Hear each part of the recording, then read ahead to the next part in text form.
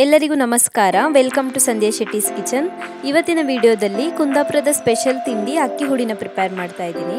ಸಂಜೆ ಹೊತ್ತು 1 cup tea ಜೊತೆ ಅಕ್ಕಿ ಹುಡಿ ಇದ್ರೆ ತಿನ್ನೋದಕ್ಕೆ ತುಂಬಾನೇ ಚೆನ್ನಾಗಿರುತ್ತೆ. ಕುಂದಾಪುರ ಕಡೆಗಳಲ್ಲೆಲ್ಲ ಜಾಸ್ತಿ ಪ್ರಿಪೇರ್ ಮಾಡ್ತಾರೆ ಈ ರೀತಿಯಾದಂಥ ರೆಸಿಪಿನ. ಇದು ಮಾಡೋದಕ್ಕೆ ಬಹಳ ಸುಲಭ, ಹಾಗೆಯೇ ಬಹಳ ಕಡಿಮೆ ಇಂಗ್ರೀಡಿಯೆಂಟ್ಸ್ ಇಂದ ಪ್ರಿಪೇರ್ ಮಾಡ್ಬೋದು. ರುಚಿ ಕೂಡ ತುಂಬಾನೇ ಚೆನ್ನಾಗಿರುತ್ತೆ ಇದರದ್ದು. ಬನ್ನಿ ಹಾಗಿದ್ರೆ ರೆಸಿಪಿ ಹೇಗಿದೆ ಅಂತ ನೋಡೋಣ. ಅಕ್ಕಿ ಹುಡಿ ಮಾಡೋದಕ್ಕೆ ಮೊದಲಿಗೆ ಅಕ್ಕಿನ ಫ್ರೈ ಮಾಡ್ಕೊಳ್ಬೇಕು. ಬಾಯ್ಲ್ಡ್ ರೈಸಲ್ಲೇ ಮಾಡಬೇಕಿದು, ಕೊಚ್ಚಕ್ಕಿಯಲ್ಲೇ ಮಾಡಬೇಕು, ವೈಟ್ ರೈಸಲ್ಲಿ ಮಾಡೋಕ್ಕಾಗಲ್ಲ. ನಾನಿಲ್ಲಿ 1 ಕಪ್ ಬಾಯ್ಲ್ಡ್ ರೈಸ್ನ ತೊಗೊಂಡಿದ್ದೀನಿ. ಇದನ್ನ ಒಂದು ಫ್ರೈಯಿಂಗ್ ಪ್ಯಾನ್ಗೆ ಹಾಕಿಬಿಟ್ಟು ಚೆನ್ನಾಗಿ ಫ್ರೈ ಮಾಡ್ಕೊಳ್ಬೇಕು.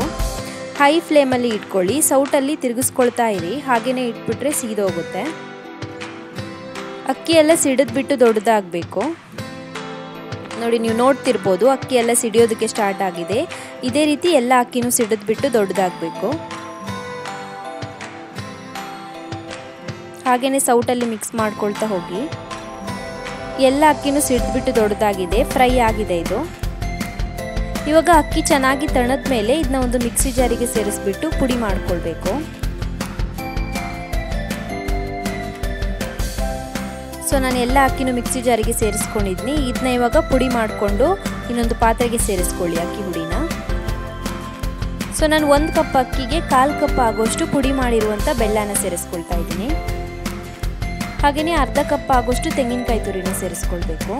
ನಾವು ಯಾವ ಕಪ್ಪಲ್ಲಿ ಅಕ್ಕಿನ ತೊಗೊಂಡಿದ್ವೋ ಅದೇ ಕಪ್ಪಲ್ಲಿ 1/4 ಕಪ್ ಬೆಲ್ಲ, ಹಾಗೆಯೇ ಅರ್ಧ ಕಪ್ ತೆಂಗಿನಕಾಯಿ ತುರಿನ ತೊಗೊಳ್ಬೇಕು. ಮಿಕ್ಸ್ ಮಾಡ್ಕೊಳ್ಳಿ ಚೆನ್ನಾಗಿ. ಸ್ವಲ್ಪ ಡ್ರೈ ಅನಿಸಿದ್ರೆ ಸ್ವಲ್ಪ ನೀರನ್ನು ಸೇರಿಸ್ಕೊಳ್ಬೋದು. 1-2 ಚಮಚ ಆಗೋಷ್ಟು ನೀರನ್ನು ಸೇರಿಸ್ಕೊಂಡಿದ್ದೀನಿ. ಮತ್ತೆ ಚೆನ್ನಾಗಿ ಮಿಕ್ಸ್ ಮಾಡ್ಕೊಳ್ಳಿ.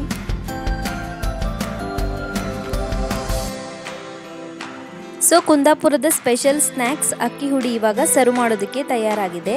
ತುಂಬಾ ರುಚಿಯಾಗಿ ಬರುತ್ತೆ ಇದು. ನನಗಂತೂ ತುಂಬಾ ಫೇವ್ರೇಟ್ ಇದು. ಟ್ರೈ ಮಾಡಿ ನೋಡಿ ಒಂದ್ಸಲ, ಖಂಡಿತ ಇದರ ರುಚಿ ಎಲ್ಲರಿಗೂ ಇಷ್ಟವಾಗುತ್ತೆ. ಇದನ್ನ ಬಹಳ ಸುಲಭವಾಗಿ ಕಡಿಮೆ ಸಾಮಗ್ರಿಗಳಿಂದ ಮಾಡ್ಕೊಳ್ಬೋದು. Thank you for watching my video. ನಿಮಗೆ ಈ ವಿಡಿಯೋ ಇಷ್ಟವಾಗಿದ್ದರೆ ಲೈಕ್ ಮಾಡಿ, ಶೇರ್ ಮಾಡಿ, ಹಾಗೆಯೇ ಕಮೆಂಟಲ್ಲಿ ತಿಳಿಸಿ ಹೇಗಿದೆ ಅಂತ. ನೀವು ನನ್ನ ಚಾನಲನ್ನು ಇನ್ನೂ ಸಬ್ಸ್ಕ್ರೈಬ್ ಮಾಡಿಲ್ಲ ಅಂದರೆ ಇವಾಗಲೇ ಸಬ್ಸ್ಕ್ರೈಬ್ ಮಾಡ್ಕೊಳ್ಳೋದನ್ನು ಮರಿಬೇಡಿ.